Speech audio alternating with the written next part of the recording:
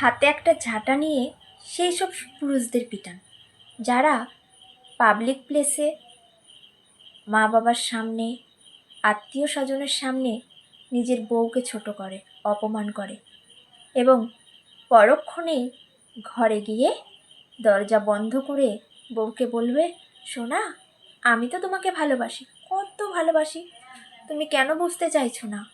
লোকজনের সামনে, মা বাবার সামনে আমি কোনো স্টেপ নিতে পারিনি, ওরা তো কষ্ট পাবে, ওদের তো বয়স হয়েছে, আর কদিনই বা বাঁচবে, একটু বোঝার চেষ্টা করো। এইসব দুমুখো সাপদের না কখনো বিশ্বাস করতে নেই, ওদেরকে ঝাঁটা দিয়ে পিটাতে হবে, যাকে বলে বাংলা মার। হয়তো শুনতে খারাপ লাগছে, বাট এটাই সত্যি, জানেন তো, এটাই সত্যি।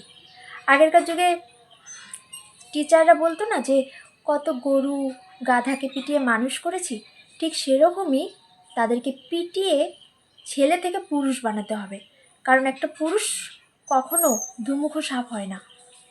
যারা পুরুষ মানুষ তারা ঠিক স্টেপ নেবে তো স্টেপ নেবে, হাত ধরবে তো হাত ধরবে, আর হাত ছেড়ে দেবে তো হাত ছেড়েই দেবে, তারা কখনো দুমুখো সাপ না।